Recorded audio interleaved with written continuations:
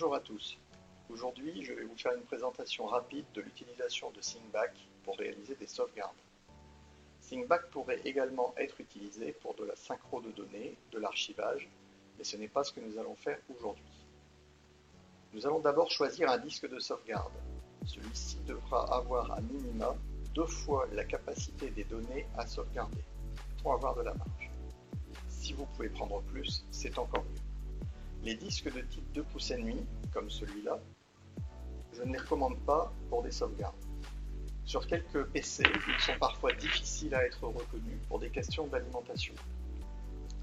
Dans ce cas, il vaut mieux les réserver pour des transferts de données, et nous préférerons ici un disque dur 3 pouces et demi. Les disques 3 pouces et demi disposent, quant à eux, d'une alimentation extérieure qui permet de les rendre indépendants en termes de courant. La liaison USB ne servant qu'au transfert de données entre l'ordinateur et le disque.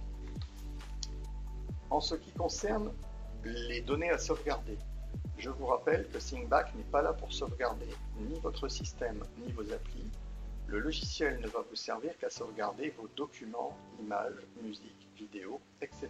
Tout type de documents produits par vous. Nous allons partir du principe que le disque est partitionné comme cela.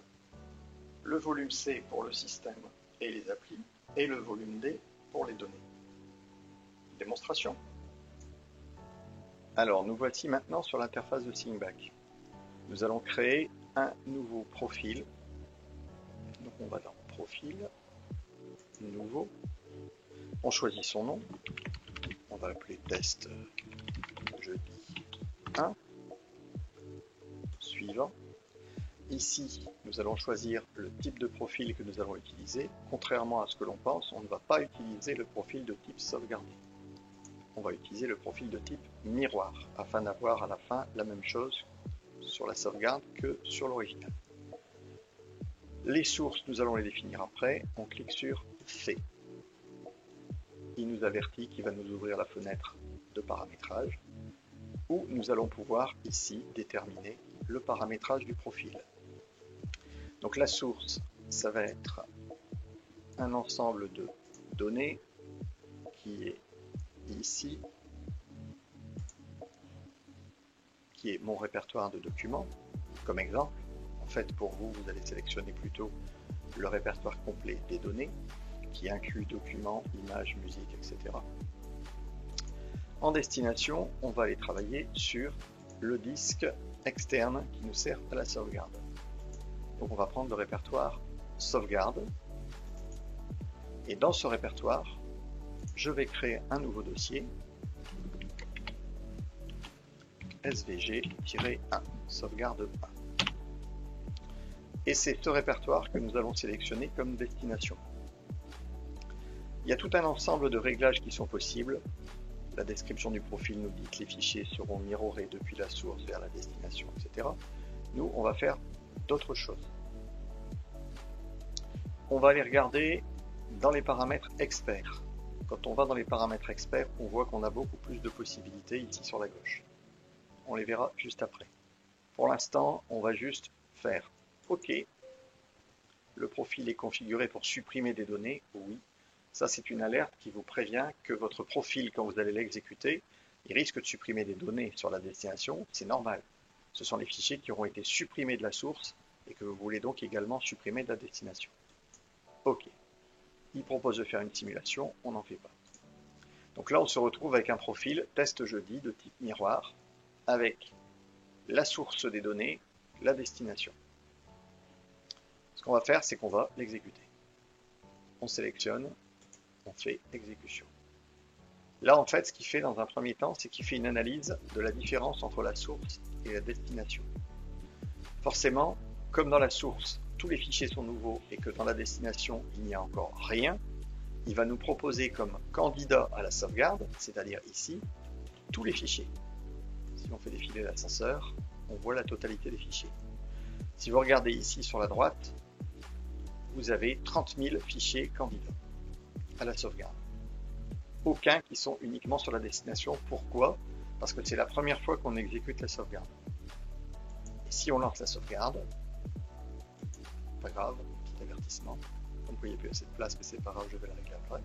Et là, on voit ici la progression de la sauvegarde dans la barre en bas, avec une estimation du temps restant, 27 minutes. Ça, c'est uniquement la première fois qu'on fait une sauvegarde.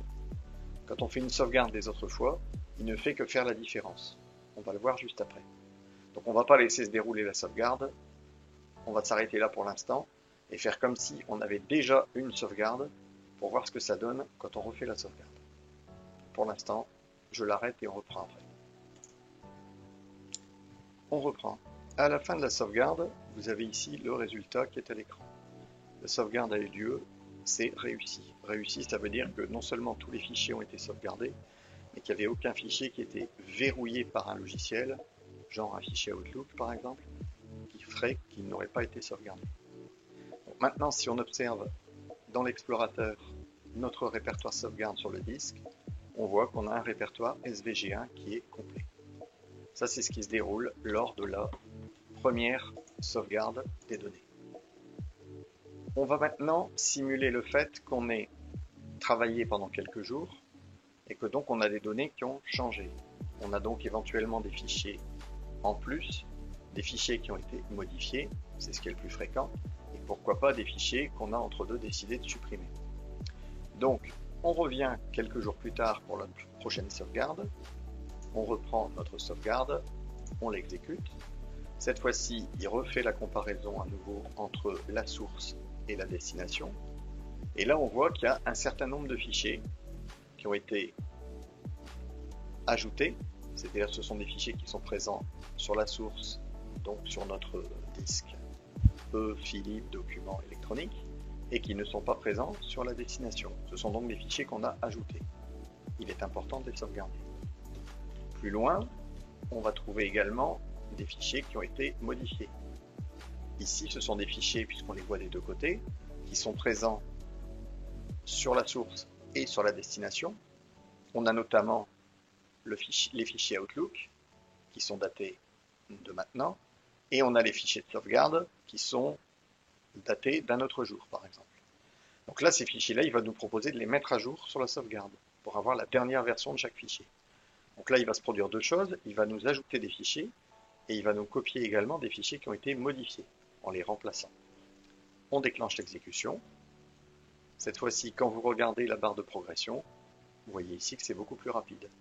Alors, il nous fait voir dans la progression copier et suppression avec le nombre de fichiers qui restent, 300, 250, 200, avec chaque fichier qui passe par la sauvegarde.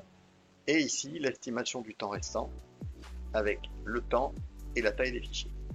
On voit bien que les fichiers les plus gros sont ceux qui vont aller le plus vite, comme toujours. Parce que c'est plus efficace de copier un seul gros fichier que de copier une multitude de petits fichiers. Ça, c'est dans le principe même des accès disques depuis toujours. On va attendre que la sauvegarde se termine.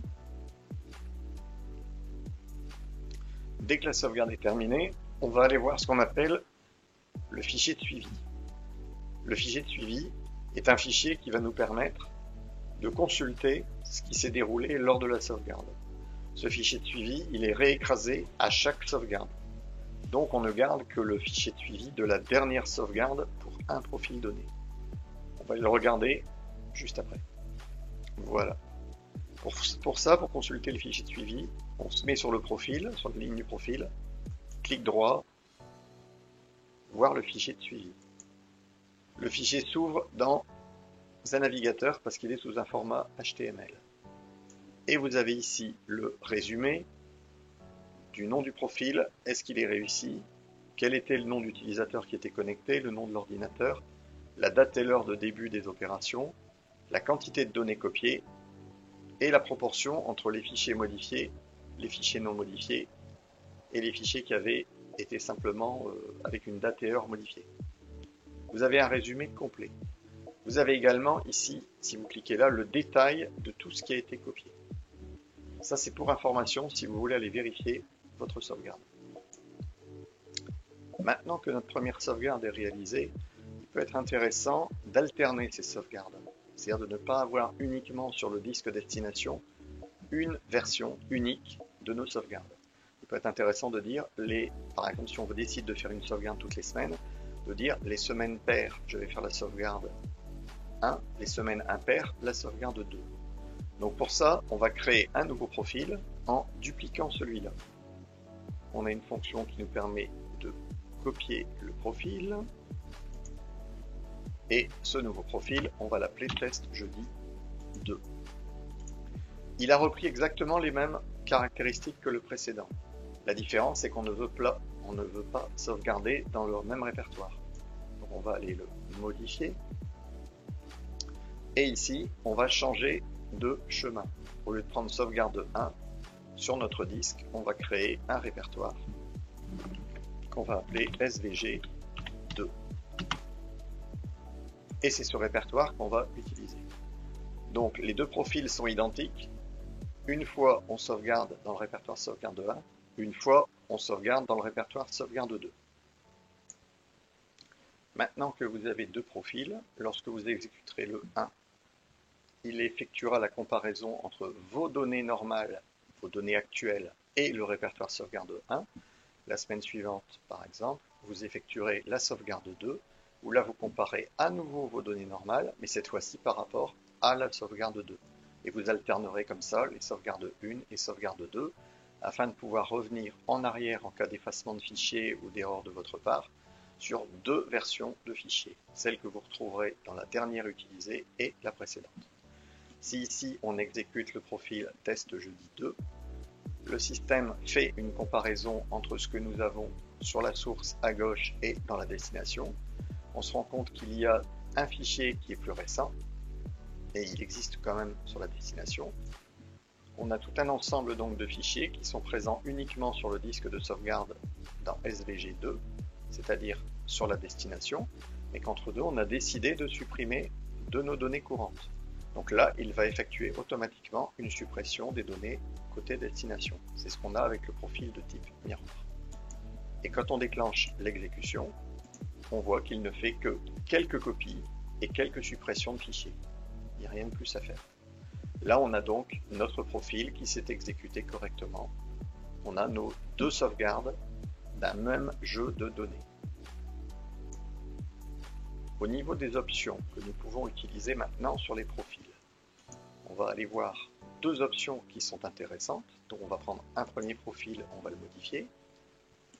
Ici, je vous rappelle qu'on est en mode expert puisqu'on a plein d'options qui sont proposées. Une première option, c'est l'option de comparaison. On a cette possibilité-là qui est proposée par Syncback, c'est ici. Utiliser une méthode de détection de modification de fichiers plus fiable mais plus lente. Qu'est-ce qui va se passer si on utilise cette option-là? Syncback ne va pas simplement vérifier si la taille des fichiers a changé, si c'est juste la date et l'heure de dernière modification qui a changé, mais il va faire une véritable comparaison entre la source et la destination, octet par octet, de chaque fichier. Si jamais les fichiers ont des dates différentes ou des tailles différentes, c'est forcément différent. Mais par contre, si des fichiers semblent identiques, avec cette méthode-là, Syncback va détecter une modification à l'intérieur d'un fichier. Je vous conseille de n'utiliser cette méthode que si vous avez du temps, parce que si vous avez des dizaines de milliers de fichiers à comparer entre la source et la destination, ce n'est pas une opération qu'on réalise toutes les semaines, ça peut prendre plusieurs heures de comparaison. Donc cette option-là, c'est vraiment pour des données très importantes, quitte à faire une petite sauvegarde à part sur un disque à part, pour les données extrêmement sensibles pour vous. La deuxième option que nous pouvons utiliser se situe au niveau de la partie copie-suppression. On utilise une copie standard de Windows, ou même si on utilisait une copie spécifique à Syncback, de toute façon, quand on copie un fichier, on a toujours un très léger risque que le fichier ne soit pas copié correctement. Pour s'assurer que la copie s'est bien réalisée, on peut cocher cette case, qui est une case qui va permettre, après copie, de vérifier que les fichiers ont bien été copiés. Ça ne va jouer que sur les fichiers qui sont effectivement copiés de la source vers la destination, pas pour comparer s'ils sont différents ou pas lors de la vérification au départ. Donc ça va te servir pour les fichiers qui sont modifiés et également pour les fichiers qui sont ajoutés. Quand on coche cette case, on va assurer à la fin de chaque copie de fichier individuellement une vérification de la source et de la destination. Personnellement, c'est une option que j'utilise pour toutes mes sauvegardes. Et bien voilà, nous sommes arrivés au terme de cette démonstration. N'hésitez pas à me dire si vous avez des commentaires à les mettre en bas de la vidéo. Éventuellement, vous pouvez même mettre un j'aime. Ça permet toujours d'améliorer le référencement des vidéos et d'améliorer leur visibilité. Et si vous souhaitez rester abonné à la chaîne Ordilert, n'hésitez pas à cocher la case abonnement. Merci, à bientôt.